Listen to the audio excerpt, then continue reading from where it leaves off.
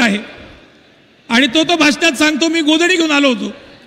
मग गोधडी घेऊन आलेला माणूस 20 वर्षानं पैसे वाटायला निघाला, एवढा पैसा त्याच्याकडे आला कुठनं, याचा हिशोब हा निश्चितपणाने तुम्हाला घेतला पाहिजे. शोले पिक्चरमध्ये जसे जय आणि वीरू होते तशी ही जय आणि वीरूची जोडी आहे. डायरेक्टरनी सांगितलं की हे भांडतात आणि डायरेक्टरनी सांगितलं की हे गळ्यात गळे घालून फिरतात. 20 वर्ष मालेगाव तालुका ज्या ह्या दोघांनी लुटून खाल्ला त्यावेळेला पैशाचा वाटा पाडताना, पैशाचा हिस्सा करताना यांच्यामध्ये कधीही भांडण झालं नाही. आणि मग आज अचानकपणानं ही वेळ कशी आली, आज तुमचं भांडण का होतंय? कारण मागच्या वेळेसचा उमेदवार जसा निवडणुकीत तुम्हाला बसवता आला तसं मला बसवता येणार नाही, तसं मला बसवता येणार नाही. आणि म्हणून फक्त माझी मतं खाण्याच्यासाठी हा भाजपचा पुरस्कृत डमी उमेदवार उभा केला गेला. तो आज मुस्लिम मतं फोडायची प्रयत्न करतोय, तो आज आदिवासी मतं फोडायची प्रयत्न करतोय, तो आज दलित समाजाची मतं फोडायचा प्रयत्न करतोय. पण ही सगळी आमची महाविकास आघाडीची हक्काची मतं आहेत. आणि मालेगावचा निर्धार झालेला आहे की पैसा तुमचा घ्यायचा आहे आणि मत सन्मान्य उद्धव साहेबांना द्यायचं आहे. एवढंच या प्रसंगी आपल्याला सांगू इच्छितो. पुन्हा एकदा आपल्याला सगळ्यांना विनंती करतो की 20 तारखेला होणाऱ्या मतदानाच्या दिवशी आपण सर्वांनी मशाल्या चिन्हासमोरील बटन दाबून मला विजयी करावं ही नम्र विनंती करतो आणि आपल्याला रजा घेतो. जय हिंद, जय महाराष्ट्र. खूप खूप धन्यवाद आबासाहेब. मतदार राजा हो.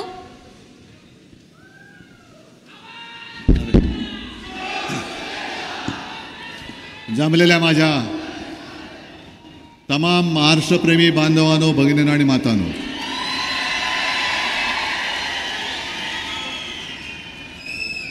प्रचाराला अजून 2-3 दिवस आहेत, पण महाराष्ट्र निर्णय घेऊन मोकळा झालेला आहे.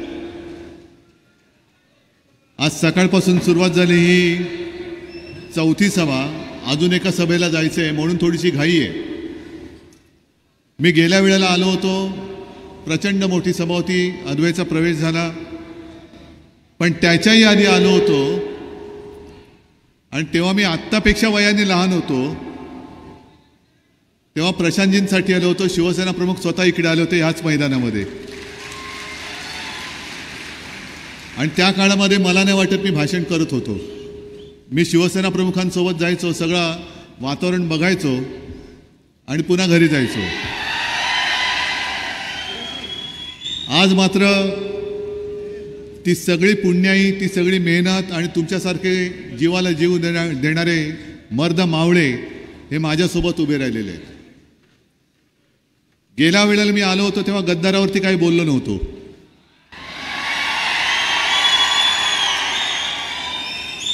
तेव्हा त्याने असं दाखवलं गद्दारांनी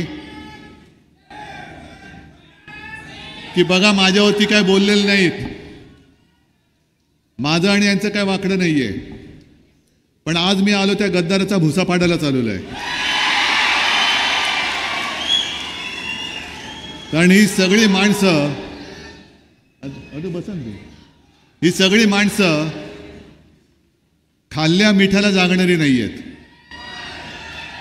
अन्नाची शपथ घेऊन सुद्धा गद्दारी करणारी अवलाद आज गाडण्यासाठी मी इथे आलेलो आहे. दुर्दैव असं की गेल्या वेळेला कदाचित मीच आलो होतो त्यांच्या प्रचाराला आणि आज सगळीकडे जातोय. एका गोष्टीचा मला निश्चित अभिमान आहे की ज्याला आपण सगळ्यांनी मोठा केला तो गद्दार झाला, पण अजूनही मोठी करणारी माणसं माझ्या सोबत आहेत आणि त्याच जोरावरती मी लढतोय.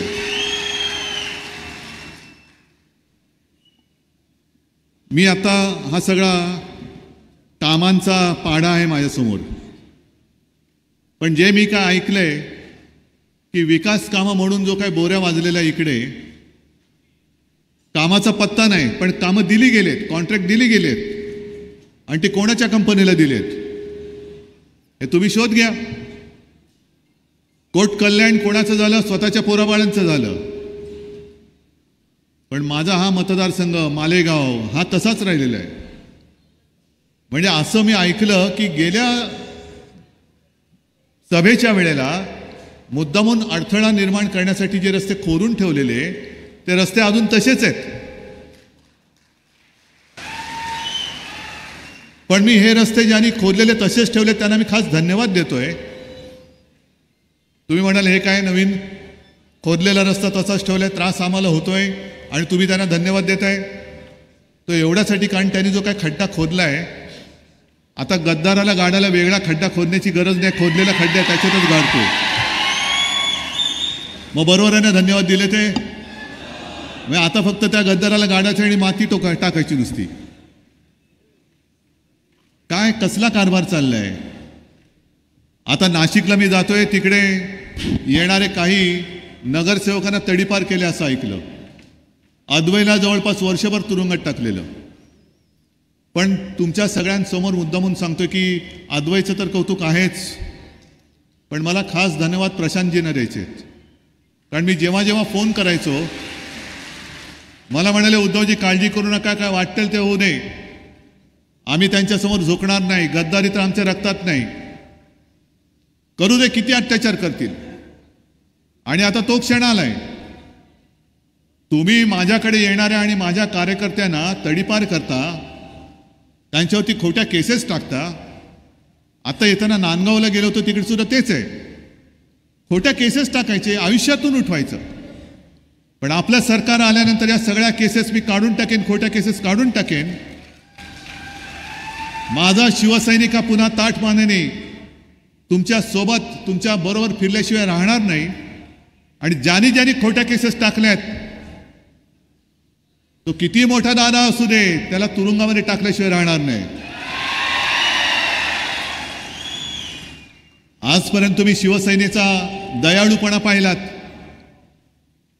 पण त्या दयाळूपणाचा अर्थ नाही असा नाहीये की आम्ही नामर्द आहोत. आज सुद्धा शरम वाटली पाहिजे त्या लोकांना. म्हणजे असा चोर मी कुठेही दुनियेत पाहिला नाही की तुमचं सामान चोरल्यानंतर जो तुमच्या समोर येऊन गर्वाने सांगेल, बघ तुझं सामान मी कसं चोरलं, आता हे माझंच आहे. अरे माझा पक्ष चोरून तुमचा सांगताय, माझं चिन्ह चोरून तुमचं सांगताय, माझे वडील चोरून सुद्धा ते तुमचे सांगताय. मग तुमच्या वडिलांचं कर्तृत्व काय. आणि मी आजपासून सुरुवात केली, प्रत्येक सभेत मी सांगणार आहे, मिंद्याला सुद्धा आव्हान देतोय. मिंदे म्हणजे कोण, ते दाढी खाजवं, दाढी खाजवत फिरतात ना सगळीकडे, ते पण दाढी, हे पण दाढी. पण त्यांना मी आव्हान देतोय की तुम्ही गद्दारी केलीत, जर तुम्ही मर्दाची औलाद असाल तर माझ्या वडिलांच्या ऐवजी स्वतःच्या वडिलांचा फोटो लावा आणि मग मतदानाला या. मी येताना अद्वैचं भाषण जे काय कानावर येत होतं, त्यांनी त्यांचं सांगितलं ना, पिढ्या कशा, कोण कोण काय काय होतं, तसं सांगा ना. मिंद्याने सांगा तुमचे वडील कोण होते, काय होते. मी असं नाही म्हणत ते वाईट आहेत म्हणून, पण ज्या महाराष्ट्रासाठी, महाराष्ट्राच्या भूमिपुत्रांना न्याय देण्यासाठी शिवसेना प्रमुखांनी ज्या शिवसेनेची स्थापना केली, ती शिवसेना महाराष्ट्र लुटून तुम्हाला गुजरातला न्यायचं आहे, त्यांची चाकरी करण्यासाठी संपवायला तुम्ही निघालात. काय इकडे काय विकास केलाय, किती उद्योग आणलेत, किती रोजगार आणलेत, किती शेतकरी खुश आहेत, कांदा उत्पादक किती आहेत, आलेत का कांदा उत्पादक, आलेत ना, सगळा आनंदी आहात ना रे बाबांनो. अरे मोदी शाह येऊन गेले, इकडे तिकडे फिरतायत, तरी सुद्धा तुम्ही दुःखी. कारण ह्यांचे जी काय दरिद्रीपणा चाललेला आहे, नतद्रष्टपणा चाललेला आहे. पांढरा कांद्यावरची निर्यात बंदी उठवली. कुठे तुम्ही कोणी, किती लोक पांढरा कांदा उत्पादन करता, मग कुठे होतो. मग त्यांच्यासाठी तुम्ही तेवढी फक्त निर्यात बंदी उठवता आणि माझा महाराष्ट्राचा जो कांदा उत्पादक शेतकरी आहे तो मेला तरी चालेल, कर्जबाजारी झाला तरी चालेल, आत्महत्या केली तरी चालेल, पण तो रडलाच पाहिजे, त्याच्यावरती मी निर्यात बंदी उठवणार नाही. हा काय कारभार होऊ शकतो. मग मी तुम्हाला वचन देतो, आपले सरकार आणा, मी तुमचे प्रश्न सोडून दाखवतो, मी दाखवतो प्रश्न सोडून. कारण संपूर्ण राज्य, सगळ्या राज्यात कानाकोपऱ्यामध्ये मशाल धगधगते. आणि मशाल केवळ आपल्या निशाणीची मशाल नाहीये, तर त्यांच्या सगळ्यांच्या आयुष्याच्या ज्या होळ्या पेटवाले भाजपवाले निघालेत आणि मिंदे निघालेले आहेत, त्यांचा भ्रष्ट कारभार जाळून टाकण्यासाठी महाराष्ट्राच्या कानाकोपऱ्यात मशाल पेटलेली आहे. एक तर तुम्ही गद्दारी करून सरकार पाडलं, वरती दादागिरी करताय. बघून घेऊ तुम्हाला, बघू ना. उद्या तुम्ही तुमची 10 दिवस थांबा, रस्त्यावरती याल तेव्हा जनतेत बिना संरक्षण फिरून दाखवा. आता सगळं जे काय संरक्षण आहे, माता भगिनींना संरक्षण नाहीये, पण गद्दारांना, गद्दारांच्या कुटुंबियांना, त्यांच्या ड्रायव्हरला, घरकाम करणाऱ्यांना, त्यांच्या कुटुंबियांना, त्यांच्या सेवेसाठी पोलीस लावलेत. पण ज्या पोलिसांनी माझ्या माता भगिनींचं रक्षण करायचं, तिकडे रक्षण नाहीये. मग लोकसभेमध्ये एक जो फटका तुम्ही दिला, एक जी अशी लाथ घातली त्यांच्या सणसणीत,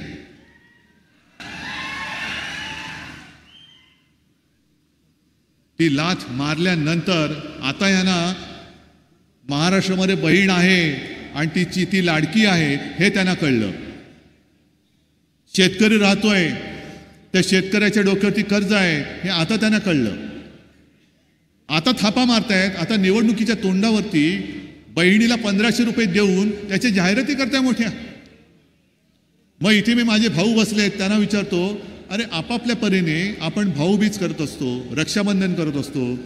भाऊ जे काय बहिणीला देतो त्या बहीण आणि भावाच्या प्रेमाची होर्डिंग करून तुम्ही जाहिरात करता का रे? हा, एक तर तुम्हाला विचार त्या बहिणीला देण्यासाठी तुमच्याकडे काही नाही प्रेमाशिवाय, आणि त्या प्रेमामध्ये बहिणीचं समाधान होतं. बस माझा भाऊ राया, माझा समाधानी आहे ना, मी भरून पावले, मला पैसा अडका काही नको, माझा भाऊ आनंदात राहू दे, हीच खरी ओवाळणी आहे. मग ते नातं तुम्ही त्याला व्यवहाराचं रूप दिलं आणि जणू काय 1500 रुपये दिले म्हणजे या सगळ्या माता भगिनी त्यांच्या नोकर झाल्या, अशा पद्धतीने त्यांची मस्ती सुरू आहे. मी प्रत्येक सभेत मुद्दामून 2 उदाहरणं सांगतोय. एक कोल्हापूरचा त्यांचा खासदार, काय नाव त्याचं, महाडिक, सगळ्यांना कळलंय काय बोलला तुम्हाला माहितीये? माता भगिनीनं तुम्हाला कळलंय का? त्यांनी भर सभेत सांगितलं की सगळ्या महिलांचे फोटो काढा आणि जर का ह्या तिकडे पलीकडच्या सभेला गेल्या तर आम्हाला कळवा. पैसे आमच्याकडनं घ्यायचे आणि त्या सभेला जायचं, असं नाही चालणार. मग संभाजीनगर मध्ये मी गेलो होतो, तिकडे मिंद्यांची एक उमेदवार आहे, त्यांनी सुद्धा सांगितलं की 1500 रुपये दिल्यानंतर, घेतल्यानंतर जर मत त्यानं दिलं तर तुमच्याकडनं आम्ही 3000 रुपये वसूल करू. काय तुमच्या वाडवडिलांचा पैसा वाटताय? काय घरनं पैसा आणताय?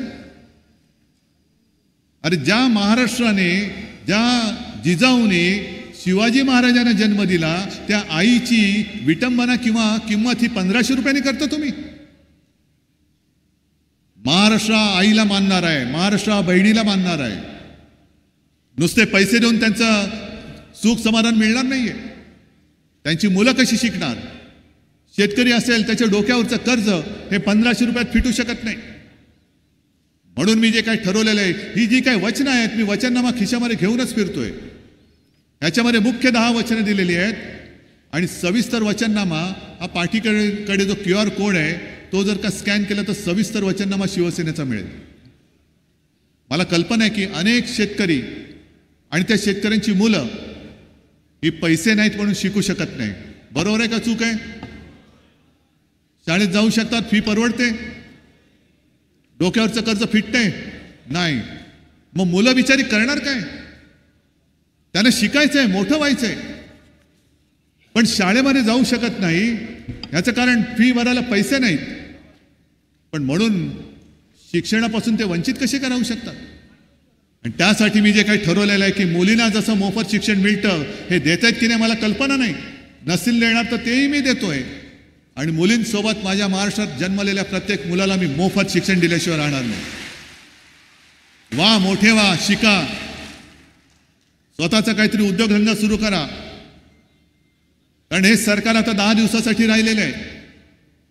महाराष्ट्रातले जे उद्योगधंदे आणि गुजरातला नेलेले आहेत ते किंवा त्याहून जास्त उद्योगधंदे मी पुन्हा माझ्या महाराष्ट्रात आणून महाराष्ट्राला नंबर 1 करून दाखवल्याशिवाय राहणार नाही. हे माझं वचन आहे तुम्हाला. आपण जे काही उद्योगधंदे महाराष्ट्रामध्ये आणत होतो, लॉकडाऊनच्या काळामध्ये सुद्धा जवळपास 6.5 लाख कोटींचे उद्योगधंद्यांचा सामंजस्य करार आपण केला होता.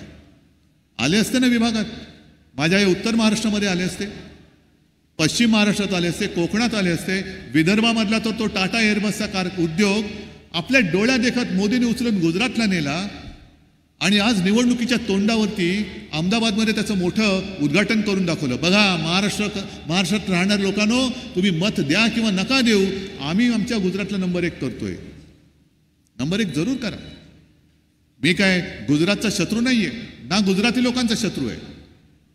पण तुम्ही माझ्या महाराष्ट्राच्या तोंडातला घास हिसकावून घेऊन खेचून काढून जर गुजरातच्या तोंडात घालणार असाल तर तो हात मी छाटल्याशिवाय राहणार नाही. नक्की छाटून टाकेल. आणि आता तुमच्या लक्षात येईल की यांनी सरकार का पाडलं. अजित पवारांनी सांगितलेले, आज मला वाटतं शरद पवार बोललेत की सरकार पाडण्याच्या वेळेला का सरकार त्यांचं स्थापनेच्या वेळेला कोणता उद्योगपती बसला होता? अदानी. म्हणजे आता हे उद्योगपती सरकार कोणाचं हे ठरवायला लागलेले आहेत. म्हणजे मतदानाला काही किंमत नाहीये, आपल्यावरती राज्य कोणी करायचं हे उद्योगपती ठरवणार. महाराष्ट्रातल्या जमिनी कोणाच्या घशात घालायचं हे सगळं अदानीकडे जाणार. मग जशी मुंबई 1001 एकरच्याहून जास्त ही जागा अदानीच्या घशात त्यांनी घातली, ती मी खेचून काढणार आहे बाहेर परत. पुन्हा हे सरकार आलं आणि तुमच्या 7/12वरती अदानीचं नाव लागलं तर तुम्ही न्याय कोणाकडे मागणार? न्याय मागेपर्यंत आणि न्याय मिळेपर्यंत आयुष्य निघून जातं. सुप्रीम कोर्टामध्ये आपल्या शिवसेनेच्या त्या गद्दारांच्या अपात्रतेचा निर्णय झालं, संपला. आता ती टर्म संपून गेली. 2.5 वर्ष झाली नुसते आपल्या वाटत बसले होते मिऱ्या. चंद्रचूड साहेब वाटलं होतं काहीतरी निकाल देतील, पण काही निकाल दिला नाही. नुसती लेक्चर अशी झोडली, यावर टेव असं झालं पाहिजे, तसं हे बरोबर नाही, हे चूक केलंय, असं होणं गरजेचं होतं. अहो मग एवढं सगळं कळलं होतं तर निकाल का नाही दिलात? मग तिकडे हा जर काय एवढा विलंब देशाच्या लोकशाहीच्या निर्णयाबाबत लागत असेल तर तुमच्या न्याय हक्कासाठी किती विलंब लागेल? या सगळ्या ज्या काही गोष्टी मी बोलतोय तुम्हाला ते माझ्या अनुभवातून सांगतोय. द्यायचेत ना आम्हाला, भरपूर काही गोष्टी करायच्या आहेत. शेतकऱ्याला परत एकदा कर्जमुक्त मी करून दाखवणार म्हणजे दाखवणारच आहे. कांद्याला हमी भाव देणार, सोयाबीनला हमी भाव देणार. मी सर्व शेतकऱ्यांना सांगतोय महाराष्ट्रातल्या की बस फक्त 8 दिवस कळ सोसा. या 8 दिवसामध्ये तुम्ही जर का हे सरकार बदलून दाखवलं तर तुमचं नशीब बदलणार आहे. तुमचं नशीब बदलणार आहे. तुम्ही फक्त केवळ सरकार नाही बदलणार, तुमचं नशीब बदलणार आहात. आणि तुमच्या आयुष्यामध्ये जो काय काळोख दिसतोय तो काळोख दूर करण्यासाठी तुमच्या हातामध्ये मी मशाल दिलेली आहे. ही मशाल निशाणी अशी तशी उगाच काहीतरी घ्यायची म्हणून घेतलेली नाहीये. जेव्हा मला कळलं की हा यांचा डाव चाललेला आहे आणि आपलं नाव चोरणार, निशाणी चोरणार, तेव्हाच म्हटलं यांचा सगळा भ्रष्ट कारभार जाळून टाकण्यासाठी धगधगती मशालच आता हातामध्ये घ्यावी लागणार. आणि एकदा तुम्ही सरकार बदला, अद्वै दादा तर निवडून आणलाच पाहिजे, तुम्हाला आणावाच लागेल. कारण त्यांनी तुमच्यासाठी तुरुंगवास भोगला पण निष्ठा नाही विकली. निष्ठा नाही विकली. तो तुरुंगवास भोगला पण गद्दारांसारखा त्यांचा बूट नाही त्यांनी चाटले. ना तो लाचार झाला ना कुठे घाबरला. आणि असा तुम्हाला मर्दगडी, तुम्हाला पण अभिमान वाटला पाहिजे, अरे आहे काहीतरी, कुछ तो दम है, कुछ तो दम है. पण अद्वैत जिंकतो हे नक्की आहेच. त्याला अपशकुन करायला, मुद्दामून सांगतोय तुम्हाला, अपशकुन करायला गद्दार तर उभा आहेच, पण मध्ये आणखीन 1-2 उभे आहेत. कोण आहेत तुम्हाला माहिती आहे? हे मांजरमध्ये येऊ देऊ नका, अजिबात येऊ देऊ नका. आता तो जो काय भाजपच्या पोटात गोळा आलेला आहे, उद्धव ठाकरेंना म्हणे मुसलमानांनी भरभरून मतं दिली, हो याही वेळेला देणार आहेत. कारण त्यांना कळलेलं आहे की भाजप आणि मिंद्याचं हिंदुत्व हे घर पेटवणार आहे आणि उद्धव बाळासाहेब ठाकरे याचं हिंदुत्व हे घरातली चूल पेटवणार आहे. आम्ही रामाला जरूर मानतो, पण हृदयात राम आणि हाताला काम देणार आमचं हिंदुत्व आहे. म्हणून खास करून या वर्गाची मतं फोडायला हा उभा करायचा, त्या समाजाची मतं फोडायला तो उभा करायचा. पण ही सगळी जी काय मतदार आहेत तिकडे सुद्धा मुस्लिम आले असतील, मला नाही माहित. आज देखील जिथे जिथे जातो तिथे काही मुस्लिम महिला किंवा मुस्लिम बांधव येऊन भेटतात. ते सांगतात, उद्धव जी आपने कोरोना के समय में जो काम किया वो हम भूल नहीं सकते. आपने हमारा मजहब देके काम नहीं किया, आपने सबके साथ न्याय किया, भेद नहीं किया. आणि हे जे काय आता सांगतायत, काल देवेंद्र फडणवीस तिकडे शिवाजी पार्कला बोलले की आता मतांचं धर्मयुद्ध करा. अरे पहिलं तुझं कर्मयुद्ध काय ते तर दाखव, किती पैसे खाल्ले ते तर दाखव. पहिलं कर्म काय ते तर सांग, मग धर्मावरती बोल. जर पाप केला असशील तर पापी मानाने तू आमच्या पवित्र धर्माबद्दल बोलू नकोस. आणि या सगळ्या गोष्टी या मुद्दामून मी तुम्हाला सांगायला आलो. बोलण्यासारखं खूप आहे, पण मी परत येणार आहे, नक्की येईन, ते विजयाच्या सभेला येईन. पण आज मात्र मी विजयाची जबाबदारी तुमच्यावर सोपवतोय, अद्वैच्या विजयाची जबाबदारी तुमच्यावर सोपवतोय. जसा अद्वै ठामपणाने उभा राहिला तसं तुम्ही त्याला निवडून देणार आहात का? नक्की जरा हात वर करून सांगा सगळ्यांनी. कुठे अद्वै? अद्वै मला इकडनं आमदार झालेला पाहिजे. आणि जो गद्दार सांगतोय की माझ्या आणि उद्धव ठाकरेंचे संबंध आहेत, होते, आता मी ते तोडून टाकलेत. गद्दाराशी एक कण सुद्धा माझा संबंध नाही. एका सुद्धा गद्दाराला मी घेऊन उमेदवारी दिलेली नाही. आणि यापुढे एक सुद्धा गद्दार ह्या मालेगावमधनं निवडून येता कामा नये. तुमच्या मतदारसंघाला लावलेला आणि जो कलंक आहे तो पुसून टाकण्याची आता संधी आलेली आहे. आणि मला खात्री आहे की ही संधी ही तुम्ही वाया घालवणार नाही. आणि परत एकदा सांगतो की एका प्रश्नाचं उत्तर 20 तारखेला तुम्हाला द्यावं लागेल, जे 23 तारखेला जगाला कळेल. तुमचं आयुष्य, तुमचं भविष्य हे तुम्हाला गद्दाराच्या हातात द्यायचंय की मर्द निष्ठावंताच्या हातामध्ये द्यायचंय, हे तुम्ही उत्तर द्यायचंय. आणि मला खात्री आहे की गद्दार किती त्यांनी पैसा वाटला, कारण पैशाचा महापूर आहे, धबधबा पडेल, पण त्या पैशाला तुमचं आयुष्य विकू नका. आता जर का चुकलात तर मात्र आयुष्यात काळोख होईल. आणि आयुष्यात काळोख नको असेल तर मग मात्र मशालीशिवाय पर्याय नाही. मशालीला प्रचंड बहुमताने निवडून देऊन तुमचं आयुष्य सुखाचं, समाधानाचं आणि आनंदाचं करा, एवढीच विनंती करतो आणि आपली रजा घेतो. जय हिंद, जय महाराष्ट्र.